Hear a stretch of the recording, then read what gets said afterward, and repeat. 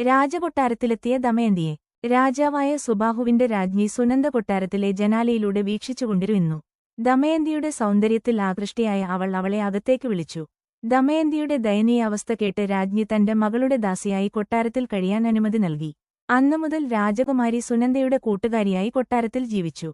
കുറച്ചു ദിവസങ്ങൾക്ക് ശേഷം വിദർഭയിൽ നിന്നുള്ള ചില ബ്രാഹ്മണർ ചേദിയിലൂടെ കടന്നുപോകുമ്പോൾ ദമയന്തിയെ കണ്ട് അവർ സ്വന്തം രാജാവിന്റെ മകളാണെന്ന് തിരിച്ചറിഞ്ഞു. അവർ അത് രാജ്ഞിയെ അറിയിച്ചു. രാജകീയ കാവൽക്കാരുടെ അകമ്പടിയോടെ ദമയന്തിയെ പിതാവിന്റെ രാജ്യത്തേക്ക് തിരിച്ചയച്ചു. അവിടെ അവൾ മക്കളുമായി വീണ്ടും ഒന്നിച്ചു.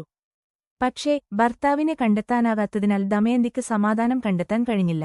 ദമയന്തി എങ്ങനെയെങ്കിലും മാതാപിതാക്കളുടെ അടുത്തേക്ക് മടങ്ങുമെന്ന വിശ്വാസത്തോടെ അവളെ ഉപേക്ഷിച്ച് നളൻ കുറച്ചുനേരം ലക്ഷ്യമില്ലാതെ കാട്ടിൽ അലഞ്ഞു നടന്നു. ഒരു കാട്ടിൽ നിന്ന് മറ്റൊരു കാട്ടിലേക്ക് എന്നപോലെ അലഞ്ഞു നടക്കുമ്പോൾ ഒരു വിനാശകരമായ തീ കണ്ടു. അപകടകരമായ ആ സ്ഥലത്തുനിന്ന് പോകാൻ തുടങ്ങിയ അവൻ ഒരു നിലവിളി കേട്ട് തിരിഞ്ഞു നോക്കിയപ്പോൾ തീയിൽ ഒരു സർപ്പത്തെ കണ്ടു. സർപ്പം നളനോട് തന്റെ പേര് കാർക്കോടകൻ എന്നാണെന്നും തനിക്ക് അനങ്ങാൻ കഴിയാത്തതിനാൽ തന്നെ രക്ഷിക്കണമെന്നും അപേക്ഷിച്ചു. നളൻ അവന്റെ അടുത്തേക്ക് ചെന്ന് അവനെ തീയിൽ നിന്ന് പുറത്തുകടക്കാൻ സഹായിച്ചു. പകരമായി സർപ്പം അവന്റെ കാലിൽ കടിച്ചു. നളന് പെട്ടെന്ന് അവന്റെ ഭംഗി നഷ്ടപ്പെട്ടു. അവൻ തിരിച്ചറിയാൻ പറ്റാത്ത വിധം വിരൂപനായി.